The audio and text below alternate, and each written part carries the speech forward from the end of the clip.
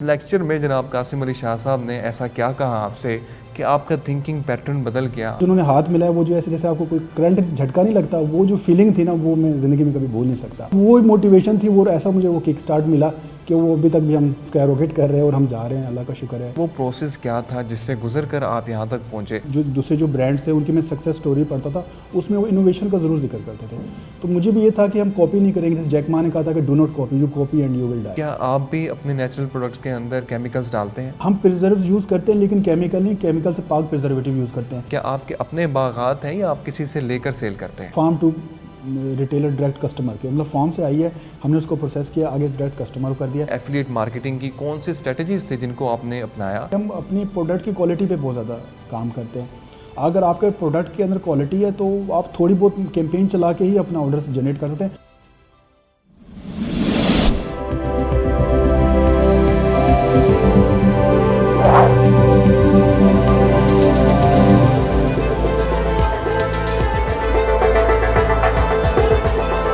अस्सलाम वालेकुम ख़वातीन और हज़रात, मैं शुएब इमाम एक नए इंटरव्यू के साथ हाज़िर खिदमत हूँ। दोस्तों, कहते हैं कि कोई एक किताब, कोई एक कोटेशन, कोई एक लेक्चर, कोई होने वाला एक वाक़या आपकी ज़िंदगी को पूरी तरह से बदल के रख सकता है। हमारे साथ एक ऐसे शख्स मौजूद हैं जिनकी ज़िंदगी में होने वाले एक वाक़ये ने उनकी ज़िंदगी को पूरी तरह से बदल के रख दिया। आइए जानते हैं कि वो वाक़या क्या है। उस वाक़ये से पहले वो शख्स सिर्फ और सिर्फ एक कमरे में अपनी ज़िंदगी गुजार रहा था। उस शख्स के पास अपने ऑफिस के लिए टेबल और कुर्सी लेने तक के पैसे नहीं थे और आज वो शख्स मिलियन में कमाता है। 2 लोगों से शुरू होने वाला कारोबार आज 80 लोगों की एक एम्पायर बन चुकी है। आइए आपकी मुलाकात करवाते हैं मोहतरम नजम मिजारी साहब से। बहुत बहुत शुक्रिया नजम भाई, आपकी तशरीफ़ आवरी का आपने टाइम निकाला हमारे लिए। नजम भाई, आपका शुमार उन बेशुमार लोगों में होता है जिन्होंने जनाब कासिम अली शाह साहब को सुना, उनकी बातों पर अमल किया और उनकी ज़िंदगी बदल गई। एक वक्त था कि आपकी ज़िंदगी के हालात ऐसे थे कि आपके पास एक टेबल और कुर्सी ख़रीदने तक के पैसे नहीं थे। उसी दौरान आप 2015 में कोयटा से लाहौर आए, आपने नेरंग में जनाब कासिम अली शाह साहब का लेक्चर लिया और उसके बाद से आपकी ज़िंदगी के हालात बदलना शुरू हो गए। 2 लोगों से आपने काम शुरू किया और आज ये 2 लोगों से काम शुरू होने वाला ये काम 80 लोगों की एम्पायर में बदल चुका है। आज आप यूके में सेल करते हैं, यूएसए में सेल करते हैं, जर्मनी में सेल करते हैं। ये तमाम तर चीज़ें, ये तमाम तर एम्पायर कैसे खड़ी हुई? उस लेक्चर में जनाब कासिम अली शाह साहब ने ऐसा क्या कहा आपसे कि आपका थिंकिंग पैटर्न बदल गया, आपका सोचने का अंदाज़ बदल गया और आज आपकी ज़िंदगी बदल गई? जी, सबसे पहले बहुत बहुत शुक्रिया शुएब इमाम साहब, आपने मुझे इतने अच्छे जगह पे इनवाइट किया, बहुत बहुत शुक्रिया। तो इसका जो मैं असल में मेरा ताल्लुक़ कोयटा से है, तो मैं 2009 में आ चुका था लाहौर। यहाँ पे मैंने सबसे पहले सॉफ्टवेयर इंजीनियरिंग की मेरी ग्रेजुएशन हुई है एफसी यूनिवर्सिटी से। उसके बाद मैंने MBA IS किया है UMT यूनिवर्सिटी से। तो उन्हीं दिनों में जब मेरी MBA कंप्लीट तकरीबन हो चुका था तो मुझे सर कासिम अली शाह के बारे में पता चला कि बहुत, क्योंकि उस टाइम में मुझे ना सिर्फ मोटिवेशन की ज़रूरत थी और मुझे ना पैसों की ज़रूरत थी ना किसी और चीज़ की ज़रूरत थी, मुझे सिर्फ मोटिवेशन की। तो कोई इंसान मुझे मोटिवेट करे ताकि मैं ज़िंदगी में कुछ कर सकूँ। तो मुझे पता चला कि कासिम अली शाह का 31 दिसंबर 2015 की बात है। ये आज से ठीक तकरीबन कोई 5-6 साल पुरानी बात, कि नायरंग आर्ट गैलरी में उनका एक लेक्चर हो रहा है। तो मुझे नहीं अंदाज़ा था कि वो एक लेक्चर जो था ना आज मुझे इस स्टेज पे लेके आ जाएगा, वो एक लेक्चर। तो वो अल्लाह का शुक्र है, वो शाम का असर के वक्त का वो लेक्चर था। वो असर वो नहीं भूलती मुझे, वो शाम नहीं भूलती आज। तो वो शाम मेरी ज़िंदगी की सबसे अच्छी शामों में से एक शाम थी। तो जब मैंने वो लेक्चर अटेंड किया है तो तब मेरे अंदर इतनी वो मोटिवेशन आई काम की, लाइफ के बारे में, बिज़नेस के बारे में। फिर पर्सनली भी मुझे 4 से 5 मिनट का मौका मिला कि मैं कॉरिडोर में खड़े होकर उनसे कुछ कम्युनिकेट किया, मैंने बातें कुछ की। तो वो जब उन्होंने मुझसे हाथ मिलाया, तो वो जो उन्होंने हाथ मिलाया, वो जो ऐसे जैसे आपको कोई करंट झटका नहीं लगता, वो जो फीलिंग थी ना वो मैं ज़िंदगी में कभी भूल नहीं सकता। तो बस वो मोटिवेशन थी, वो ऐसा मुझे वो किक स्टार्ट मिला कि वो अभी तक भी हम स्काई रॉकेट कर रहे हैं और हम जा रहे हैं, अल्लाह का शुक्र है, आगे बढ़ रहे हैं। तो उसके बाद मेरी जर्नी जो है स्टार्ट हुई है लाइफ की भी और मेरे बिज़नेस की। तो स्टार्ट जब हमने किया तो मेरे बहुत ही, क्योंकि कासिम अली शाह ने मुझे कहा था कि जितना छोटा स्टार्ट कर सकते आप करें। इवन कि अगर आपके पास दुकान लगाने के पैसे ना तो आप दुकान लगाएं, आप रेडी लगा लें, जितना छोटा आप स्टार्ट कर सकते हैं उतना अच्छा। तो मेरे माइंड में भी ये था कि हम स्टार्ट तो मैं छोटे से ही करूँगा। और ज़ाहिर बात उसमें वैसे भी इतने हमें नहीं थे कि मैं अपने बिज़नेस में उसको स्पेंड कर सकता, इतने पैसे थे नहीं मेरे पास।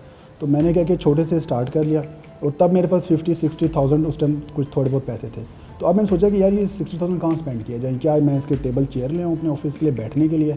तो मुझे लगा कि यार टेबल चेयर तो आ जाएंगे, तो हम यूँ करते हैं कि 50-60 हज़ार के ना कोई 1-2 लैपटॉप ले लेता हूँ और हम नीचे बैठ के ही हम काम कर लेंगे। तो जब मेरा बिज़नेस मेरा जो पहला ऑफिस था उसमें मेरे पास टेबल चेयर नहीं थे, तो हम नीचे बैठ के जो है ना गद्दे थे और वो गद्दों पे हम बैठ के हम काम करते। ज़बरदस्त। तो मेरे साथ में जो मेरे टीम के मेंबर थे वो मैंने कहा एक ना एक दिन तो ये क्वेश्चन करेंगे कि सर हम नीचे क्यों बैठते हैं। तो जब उन्होंने मुझसे पूछा कि सर हम नीचे बैठ के क्यों काम करते हैं, तो मैंने कहा बेटा ये जो होता है ना ये आपके टांगों के लिए अच्छा है, घुटनों के लिए अच्छा है। इस टाइप के मैं उनको बताता था कि नीचे बैठना जो एक तो सुन्नत है। तो इस तरह की चीज़ें आइडिया करके मैं उनको टैकल कर लेता था। बाद में अल्लाह का शुक्र है, बाद में फिर मेरा काम आहिस्ता आहिस्ता जो है वो जब काम बढ़ा, फिर हमने एक प्रॉपर एक ऑफिस लाया, फिर प्रॉपर एक मैंने टीम हायर की, तब इस तरह फिर ये जो मेरा काम जो है अल्लाह का शुक्र है फिर चल पड़ा। नजम भाई, मैं ये पूछना चाह रहा हूँ कि वो प्रोसेस क्या था जिससे गुजर कर आप यहाँ तक पहुँचे। आज आप गुड़ भी सेल करते हैं, 200 किस्म के आपके तेल हैं और मोरिंगा पाउडर भी आप सेल करते हैं, इसी तरह आप शहद भी सेल करते हैं जर्मनी, यूएसए और यूके में। तो मैं जानना चाह रहा हूँ कि आपको ये आइडिया कैसे आया कि इसको ऑनलाइन सेल करना चाहिए, क्योंकि 2015 की अगर बात करें तो उस वक्त ऑनलाइन सेल करने का या ई कॉमर्स का कॉन्सेप्ट जो है इतना आम नहीं था। इसमें स्टार्ट में देखिए मैंने ऐसे किया वो, क्योंकि शाजी की मोटिवेशन तो हमेशा मेरे साथ थी। तो कोई भी चीज़ अगर मैंने कुछ नया करना होता था तो मैं देखता था कि यार शाजी ने इससे मुतल्लिक क्या बात की हुई है। तो उनके लेक्चर में मुझे हमेशा एक चीज़ नज़र आती थी, वो कहते हैं कि हमेशा कुछ नया करें, इनोवेट करें, इनोवेशन की तरफ जाएं। जितने भी मैं जो दूसरे जो ब्रांड्स थे उनकी मैं सक्सेस स्टोरी पढ़ता था, उसमें वो इनोवेशन का ज़रूर जिक्र करते थे। तो मुझे भी ये था कि हम कॉपी नहीं करेंगे, जैसे जैक मा ने कहा था कि do not copy, you copy and you will die. तो मुझे था कि यार कुछ भी हम करेंगे कॉपी नहीं करेंगे। गुड़ सारे बेच रहे हैं, हम सिंपल गुड़ नहीं बेचेंगे, हम गुड़ के अंदर चॉकलेट मिक्स करके चॉकलेट गुड़ बेच देंगे, लेकिन उसमें फ्लेवर ऐड कर देंगे, लेकिन सिंपल नहीं बेचेंगे। तो मुझे इनोवेशन का था कि चलो यार किस तरह हम नए प्रोडक्ट्स बना सकते हैं जो ट्रेडिशनल जो हमारे गांव में जो ऑर्गेनिक प्योर देहातों में मिलते हैं उन्हीं को ही मॉडर्नाइज करके एक अच्छी पैकिंग लेबलिंग में करके हमसे सेल कर सकते हैं। अब हमारे पास जितने भी प्रोडक्ट्स हैं ये एक टाइम पे सारे जो है ना ये पुनसारों में स्टोर्स पे रुल रहे होते थे, हमने उनको एक अच्छी लेबलिंग डिज़ाइनिंग करके उसको लेके आए।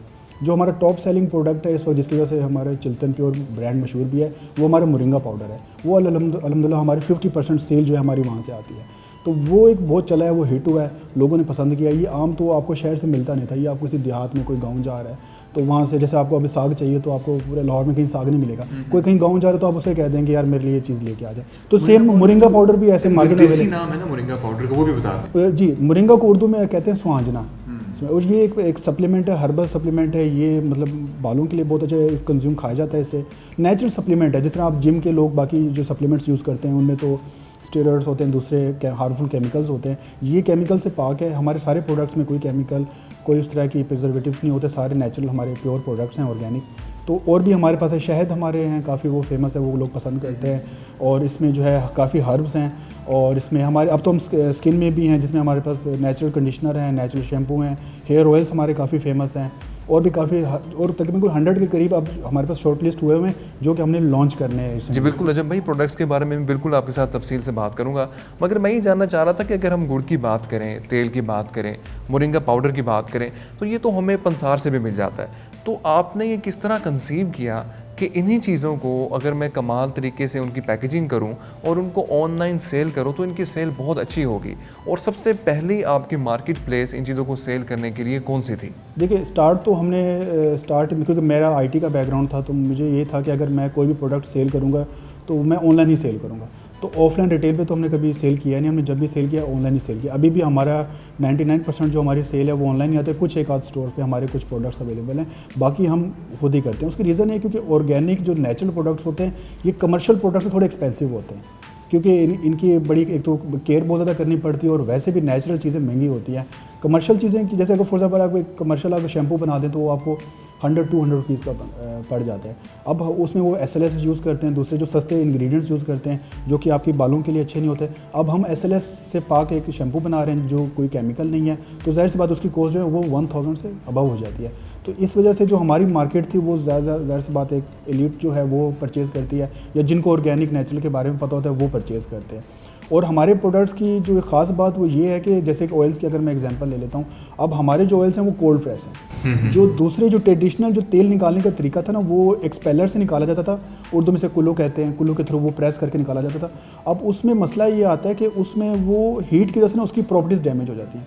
अगर आप उसको लैब में कभी टेस्ट कराएं तो वो कहेंगे जी इसमें तो 70-80% न्यूट्रिशन इसके डेड हो चुके हैं। इतना सेंसिटिव होता है ऑयल कि अगर आप उसे लाइट में रख दें तो लाइट उसको डैमेज कर देती है, अगर आप प्लास्टिक में रखें तो प्लास्टिक उसको डैमेज कर देती है। अब इस चीज़ों का लोगों को पता नहीं था, तो वो उसे फिर लोग अगर यूज़ करते थे, कंज्यूम करते थे, वो आपको प्रॉपर्टीज़ मिलते नहीं। तो उसमें जो विटामिन है जो भी है, विटामिन ए है, अगर आप कैरेट अब ऑयल है और उसमें विटामिन ए है, आप उसे तकरीबन कोई 2-3 घंटे आप उसे धूप में रख दें तो उसके विटामिन ए जो है डेड हो चुका होगा।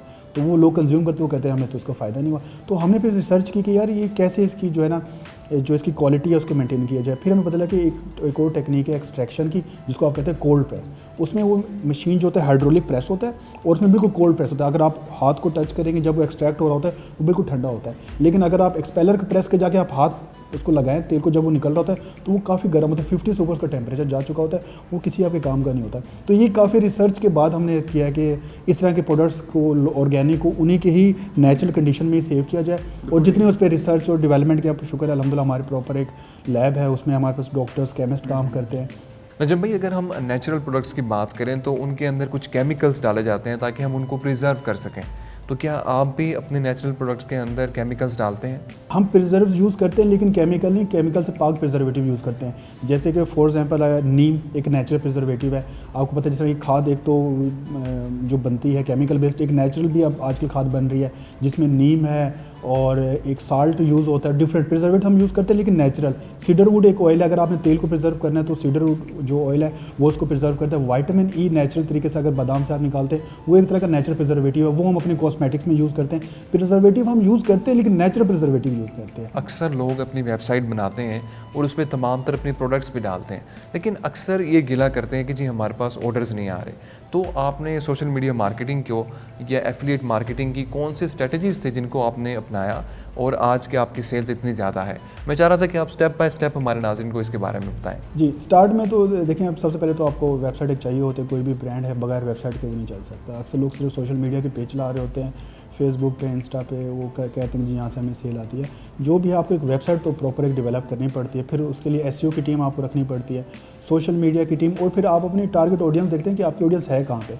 अब फेसबुक की एक बिल्कुल एक अलग ऑडियंस है, इंस्टा के बिल्कुल डिफरेंट लोग हैं, अब टिकटॉक की एक अलग आवाम है, स्नैपचैट के डिफरेंट लोग हैं, ट्विटर पे एक अलग तरह के लोग हैं, लिंक्डइन पे एक अलग टाइप के लोग हैं। अब आपने देखना होता है कि आपकी मार्केट है कहाँ, वहाँ पे ज़्यादा फोकस करें। अब हमारी ज़्यादा मार्केट जो थी इंस्टा पे थी, हमें फेसबुक से इतना अच्छा रिस्पांस नहीं मिला जितना इंस्टा से मिला। अब कुछ लोग कह रहे थे कि जी हमें तो फेसबुक से बहुत अच्छा रिस्पांस मिला, इंस्टा से तो हमें रिस्पांस मिला नहीं। तो हमारे क्योंकि ज़रा पिक्चर बेस काम है, ज़्यादातर पिक्चर के बेस के ऊपर ही ऑर्डर्स जनरेट होते हैं, तो इंस्टा पे ज़्यादा फोकस होता है। फिर उसमें होता है कि बाकी भी हम पाकिस्तान में जो भी टॉप सेलिब्रिटीज़ हैं उनके साथ हैं, पाकिस्तान में जितने भी ब्लॉगर्स हैं, कंटेंट क्रिएटर हैं, यूट्यूबर्स हैं, उनके साथ मिलकर हम काम करते हैं। और सबसे जो मेन चीज़ है कि हम अपनी प्रोडक्ट की क्वालिटी पे बहुत ज़्यादा काम करते हैं। अगर आपके प्रोडक्ट के अंदर क्वालिटी है तो आप थोड़ी बहुत कैंपेन चला के ही अपना ऑर्डर्स जनरेट कर सकते हैं, अगर आपकी प्रोडक्ट की क्वालिटी है। ये जो चीज़ मैंने देखी है, शुरू में हमारे प्रोडक्ट की क्वालिटी है तो उस तरह नहीं थी और काफ़ी ज़्यादा हम बजट हम स्पेंड कर रहे थे मार्केटिंग पे, फिर भी इतना रेवेन्यू हम जनरेट नहीं कर सक रहे थे। बाद में हमने प्रॉपर एक लैब बनाई जिसमें हमारे प्रोडक्ट टेस्ट होने के बाद ही अब मार्केट में आते हैं, उसमें डॉक्टर्स केमिस्ट हमारे साथ काम करते हैं। उसके बाद मैंने चीज़ देखी है कि आपको सिर्फ मार्केटिंग पे नहीं करना, अपनी जो रिसर्च एंड डेवलपमेंट का है, अपने प्रॉपर जो लैब है, डॉक्टर्स उनके साथ मिल के इस पे काम करें कि इनको प्रोडक्ट को कैसे हम बेहतर करते हैं। क्योंकि एक प्रोडक्ट अगर आपका अच्छा किसी एक घर के अंदर चला गया, समझे कि पूरे ख़ानदान के अंदर, फैमिली के अंदर वो पेनिट्रेट कर जाता है, सारे दूसरे से शेयर कर रहे होते हैं कि आप इनसे परचेज़ कर लें, इनका अच्छा है। तो अब मैं देख रहा होता हूँ कि 50% जो हमारे पास ट्रैफिक होती है वो ऑर्गेनिक ही आ रही है, यानी कि यहाँ वहाँ से रेफरल लोग यहाँ से बता रहे हो तो डायरेक्ट हमारे यहाँ डायरेक्ट सेल आपको तब आती है जब किसी ने आपकी वेबसाइट के बारे में लोगों को बताया होता है। तो अभी वेब पे हमारी 50% जो ट्रैफिक है वो डायरेक्ट है, इसमें कि डायरेक्ट लोगों को पता है हमारे नाम का। तो वो मैंने ये तभी आई, डायरेक्ट ट्रैफिक तभी आई है जब हमने अपने प्रोडक्ट की क्वालिटी को इम्प्रूव किया। आप अरोमा थेरेपी भी करते हैं, अरोमा थेरेपी क्या है, ये कैसे काम करती है? जी, मैं पाकिस्तान का पहला फर्स्ट सर्टिफाइड अरोमा थेरेपिस्ट हूँ। तो अरोमा थेरेपी ऐसे कि ये इसकी जो इजाद हुई थी वो इब्न सीना, बोली सीना, उन्होंने इसके ऊपर काम किया था। तो मैं मुस्लिम साइंटिस्ट को बहुत ज़्यादा पढ़ता था और काफ़ी मेरा इंटरेस्ट भी था। तो ये मुझे अरोमा थेरेपी के बारे में पढ़ा कि मैं एक दफ़ा इब्न सीना को पढ़ा था, तो वहाँ पे उन्होंने कुछ था जिक्र कि उन्होंने स्टीम डिस्टिलेशन के थ्रू एक खुशबू वाला ऑयल बनाया। तो ऑयल तो तब मैं कर रहा था, तो तब मेरे जहन में कि अच्छा ये क्या था। फिर मैंने उसके प्रोसीजर को पढ़ा कि देखा है किस तरह होता है। फिर छोटा सा मैंने अपना एक प्लांट बनाया, फिर मैंने एक और ऑयल बना के देखा खुशबू वाला। मैंने तब बनाया था ये यूकलिप्टस, जिसे आप सफ़ेदा कहते हैं, उसका तेल बनाया। फिर कुछ लोगों को दिया। अब ये सांस का जिनको इशू होता है उनके लिए यूकलिप्टस सफ़ेदा बहुत अच्छा होता है। तो उन्होंने यूज़ किया, उन्होंने कहा जी हमें तो बड़े रिजल्ट इसमें से आए हैं। तो तब मेरा इंटरेस्ट और डेवलप हो कि अच्छा यार इस पर मज़ीद रिसर्च की जाए, तहकीक की जाए। तो मैं काफ़ी उस पर रिसर्च करता रहा, शॉप्स काफ़ी स्टोर्स पे गया कि कोई बुक मुझे उसके मतलब कोई मिल जाए, लेकिन मैं देखा कि मुझे कहीं से ना कोई बुक मिली मार्केट में, ना किसी और आज तक किसी पाकिस्तान में किसी ने इंसान ने उसके ऊपर कोई बुक लिखी थी। बाहर के तो मुझे बुक्स मिली थी, लोकल मुझे कोई बुक नहीं मिली। तभी फिर मेरे माइंड में आया कि चलो यार कोई एक बुक मैं भी लिख लेता हूँ। तो अभी मेरी बुक है वो तकरीबन कंप्लीट होने वाली है। तो वर्ल्ड बेस्ट टॉप 100 ऑयल्स में उसका नाम है।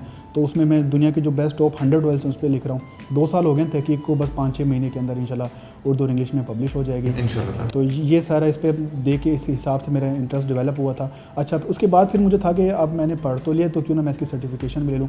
फिर बाहर से मैंने इसकी सर्टिफिकेशन भी ले ली थी। तो प्रैक्टिस तो नहीं कर रहा है सच के, किसी को ट्रीटमेंट नहीं होता, लेकिन अगर कोई फ़ोन पे कंसल्टेंसी ले रहे स्ट्रेस के लिए, एंजाइटी के लिए कुछ ऑयल्स होते हैं जो कि आपको जब आप उसको इनहेल करते हैं तो वो जो है उससे आपको फ़ायदा होता है। तो काफ़ी लोग मुझसे पूछते हैं कि भाई ये समझ नहीं आ रहा है कैसे, मतलब खुशबू से कैसे इलाज होता है, मतलब मुझे यकीन नहीं होता कि खुशबू से भी इलाज होता है। तो मैं उनको उस बेस्ट एग्जांपल देता था, वो जो एक ज़माने में अगर आप फैमिली में आपके बुज़ुर्ग या आप भी लोग इस्तेमाल करते हैं, वो चाइना से आई थिंक एक बाम आते थे जिसको टाइगर बाम कहते थे। वो सर दर्द के लिए एक बड़ी मशहूर बाम थी, काफ़ी लोगों ने जो सुन रहे होंगे लोगों ने इस्तेमाल की होगी। तो वो एक बाम होती थी, वो अरोमा थेरेपी की बेस्ट एग्जांपल थी। आप वो बाम सर पे लगाते थे और हाथ पे हथेली पे रख के थोड़ा सा आप यहाँ पे मसाज करते थे और 1-2 घंटे के अंदर ही आपका सर का दर्द ठीक हो जाता था। तो अब वो कैसे ठीक हो रहा था, वो बाम यहाँ पे लगाने से ठीक नहीं होती थी, वो जो उसका अरोमा था जो आप जिसको आप इनहेल करते थे उसके बाद जाके वो चीज़ ठीक होती। तो ये एक बेस्ट एग्जांपल। तो उसके बाद लोग कहते हैं अच्छा बिल्कुल, अगर वो सर का दर्द भी ठीक कर सकते हैं, इसमें को स्ट्रेस को, एंजाइटी को, सांस के जो भी मसले उस तरह के भी इश्यूज़ को भी वो बिल्कुल ठीक है। नजम भाई, आप जितनी भी चीज़ें सेल करते हैं, गुड़ है, तेल है और बाकी तमाम तर चीज़ें, इनके सप्लायर कौन है? क्या आपके अपने बागात हैं या आप किसी से लेकर सेल करते हैं? जी, ये ज़्यादातर हमारा जो हमने असल में मिडल मैन हमने ख़त्म कर दिया। पहले हमारे ऐसे कि कंपनी में मिडल मैन थे जिसकी वजह से हमारी प्राइसेस बढ़ रही थी, यानी कि दरमियान में किसी मंडी से किसी बंदे से ले गए। अब हमारा ये होता है कि फार्म से डायरेक्ट हम ही सेल करें, farm to retailer direct customer के, मतलब फॉर्म से आई है, हमने उसको प्रोसेस किया, आगे डायरेक्ट कस्टमर को कर दिया। उसमें तो एक प्राइजेस नीचे आ गई थी एज़ कम्पेयर, पिछले साल प्राइजेस ज़्यादा थी, इस साल हमने प्राइजेस काफ़ी कम कर दिए हैं क्योंकि अब डायरेक्ट फार्मर से हम अप्रोच कर रहे हैं। एक तो फार्मर का उसमें फ़ायदा है, दूसरा ये कि कस्टमर को भी ज़रा एक हमें अथेंटिक हो जाती है। अब मिडिल मैन होता तो हमें समझ नहीं आ रहा होता कि जी किस क्वालिटी की है। तो बहुत सारी चीज़ें जैसे कि शहद वगैरह वो बिल्कुल हम जो बी फार्मर्स हैं हम उनसे ले रहे हैं, मोरिंगा हमारे डायरेक्ट जो फार्मर्स हैं उनसे आता है। कुछ चीज़ें हैं जैसे कि फॉर एग्जांपल हमारे पास जैसे लेवेंडर ऑयल है, फ्रैंकिंसेंस ऑयल है, अब वो पाकिस्तान में ना उसकी क्रॉप होती है ना उसकी प्रोडक्शन होती है, वो हम इंपोर्ट करते हैं। कुछ ऑयल्स हमारे जो हम इंपोर्ट करते हैं, बाकी जो है हमारी लोकल मैन्युफैक्चरिंग है, जैसे कि बादाम है, उसमें कोकोनट है, सारी चीज़ों को खुद एक्सट्रैक्ट कर लेते हैं। नए आने वालों के लिए मैं एक सवाल करना चाह रहा था आपसे, क्योंकि अगर हम ऑर्गेनिक फूड की बात करें, नेचुरल प्रोडक्ट्स की बात करें, तो उसमें हमें इंडिया और पाकिस्तान बहुत बड़े पैमाने पर काम करते नज़र आते हैं। मैं ये जानना चाह रहा था कि ये मार्केट कितनी बड़ी है, इसकी कंजप्शन कितनी है, क्योंकि पाकिस्तान से और इंडिया से इनकी एक्सपोर्ट बहुत ज़्यादा होती है। तो जो नए आने वाले हैं उनके लिए इस फील्ड का, ऑर्गेनिक फूड बिजनेस का कितना स्कोप है? जी देखें, स्कोप तो इसका वर्ल्ड वाइड बहुत ज़्यादा है। इसमें जो अब वर्ल्ड वाइड अगर ऑर्गेनिक, नेचुरल या प्योर चीज़ों का अगर कोई बिज़नेस कोई कंट्री करे तो इंडिया सबसे आगे उसमें, क्योंकि इस तरह की चीज़ें आपको मिलती ही इसी रीजन में ही है, एग्रीकल्चर कंट्री। लेकिन उसमें ये होता है कि सबसे पहले जो मैं चीज़ एक, अगर मुझे कोई ख़ास पर कोई फार्मर कोई सुन रहा हो इस वीडियो में, तो मैं उनको एक मैसेज देना चाहूँगा कि आप जो ना ट्रेडिशनल क्रॉप से निकलें। मतलब आप जिस फार्मर से भी मैं मिलता हूँ, मैं कहूँ जी आप क्या करते हैं, जी मैं गंदम करता हूँ, मैं गन्ना करा रहे हैं, कपास, ये सारी चीज़ें। तो मैं कहा आप मोरिंगा क्यों नहीं उगाते, आप चिया सीड क्यों नहीं उगाते, आप ज़ाफ़रान क्यों नहीं उगाते, एक संदलवुड क्यों नहीं आप करते। आपको पता है संदलवुड 1 एकड़ के अंदर आपको 7 करोड़ का बिजनेस देती है 5 सालों में। इतनी बड़ी क्रॉप मैं कहता हूँ हिस्ट्री में नहीं होता। आप संदल उगाएं, संदल का दरख्त आप उगाएं, 5 साल में दरख्त बड़ा हो जाता है, 5 ज़्यादा 6-7 साल लग जाते हैं, उस एक 7 करोड़ का हो जाता है। उसको आप डिवाइड करें 7 सालों पे तो एक एकड़ 1 करोड़ का साल का आपको दे रहे। कौन सी फसल देती है मुझे पता है। अब वही हमारे फार्मर्स को भी ना ज़रा थोड़ा सा, जैसे मैंने कहा था इनोवेशन किया है, फार्मर्स को भी गवर्नमेंट को चाहिए कि इनको थोड़ी सी इनकी ग्रूमिंग करें, इनको कहें कि आप निकलें इस चीज़ से, बस बहुत हो गया गंदम, बहुत हो गया ये कपास गन्ना बहुत आपने लगा लिया और कुछ ज़्यादा ही लगा दिया। आप दूसरी तरफ ज़ाफ़रान क्यों नहीं उगाते लोग यहाँ पे। अब शुक्र है कि ये चकवाल वाली साइड पे ज़रा ये ऑलिव्स अब लोग लगा रहे हैं, और ऑलिव्स को लगाएं, जैतून की इतनी बड़ी मार्केट है आपकी, तो फार्मर को भी ज़रा ट्रेडिशनल से अब निकलना चाहिए और नई जदीद की तरफ आने, तब इसकी बहुत बड़ी एक मार्केट बन सकती है। अभी तो जितनी मार्केट थी वो अल्हम्दुलिल्लाह हमने पाकिस्तान में छोटी सी मार्केट है ऑर्गेनिक की, वो हमने उसको कैप्चर किया हुआ है, इसलिए तो हम अब बाहर शिफ्ट हो रहे हैं ताकि बाहर की मार्केट को कैप्चर किया जाए। तो जो यंग लोग हैं उनके लिए मेरा यही है कि जो नए आना चाह रहे हैं कि अगर आप प्रोडक्ट क्वालिटी पे काम कर लेना तो आपको कहीं कुछ रोक नहीं सकते आपकी कोई चीज़। जब भाई आपकी कंपनी से हमारे नाजरीन कोई भी प्रोडक्ट परचेज़ करना चाहे, ऑर्डर देना चाहे, तो वो किस तरह कर सकते हैं? जी, हमारी वेबसाइट है chiltanpure.com। दोबारा बता दें। जी, www.chiltanpure.com। स्पेलिंग भी बता दें। CHILTANPURE.com। चिल्तन क्योंकि मेरा ताल्लुक कोयटा से, तो चिल्तन जो है बलूचिस्तान का एक मशहूर पहाड़ है। तो मैं जब नाम सोच रहा था तो मैंने कहा कोई ऐसा रखूँ जिसमें कोई बलूचिस्तान का कोई रंग हो, कोई वो हो। तो चिल्तन वो एक माउंटेन है बहुत मशहूर, और प्योर क्योंकि हम प्योर प्रोडक्ट्स में डील करते हैं तो इसलिए वो चिल्तन प्योर बन गया, chiltanpure.com। तो बाहर भी मैंने चिल्तन प्योर के नाम से ही हमारी रजिस्ट्रेशन हुई है यूके में अब रिसेंटली, बस 1-2 महीने के अंदर। तो हमारे मज़ीद प्रोडक्ट्स आना शुरू हो जाएंगे वहाँ पे। और लाहौर के अंदर भी हम कुछ, आप पहले क्योंकि हम ऑनलाइन थे तो कस्टमर की काफ़ी ज़्यादा डिमांड थी कि आप कम से कम एक आध आउटलेट बना दें। तो हमें था कि जी ऑनलाइन इतना अच्छा रिस्पांस आ रहा है, अब आउटलेट भी चले, फिर अब हम आउटलेट की तरफ भी अब जा रहे हैं कि उसकी भी कुछ फ्रेंचाइज वगैरह हम बना लें। तो वहाँ से आप परचेज़ कर सकते हैं, डिलीवरी हमारी फ्री है। तो ये हमने एक ऑप्शन दिया हुआ है। यहाँ पे कुछ लोगों को इशू था, जैसे आप कह रहे थे कि क्या कुछ नया करते हैं, ऑर्डर्स आता है, तो एक हमारी ये भी था कि हम फ्री डिलीवरी कर देते हैं। बहुत सारे प्रोडक्ट्स पे ऐसे कि हम कोस्ट टू कोस्ट सेल कर रहे हैं, यानी कोई अगर 300 की चीज़ है हम 300 की बेच रहे हैं और 300 फिर हम डिलीवरी अपनी जेब से दे रहे हैं। तो कुछ प्रोडक्ट्स तो ऐसे कि वो सिर्फ एक ही, ताकि कस्टमर को कम से कम ईजी हो कि यार उनको डिलीवरी नहीं पे करनी पड़ती। बिल्कुल ठीक। नजम भाई, बहुत बहुत शुक्रिया आपकी तशरीफ आवरी का, आपने टाइम निकाला हमारे लिए। मैं उम्मीद करता हूँ हमारे नाजरीन जो अपना कारोबार करना चाहते हैं, नए आइडियाज़ की तलाश में हैं, उन सब के लिए इंटरव्यू इंतहाई मुफीद साबित हुआ होगा। इंटरव्यू देखने का बहुत बहुत शुक्रिया।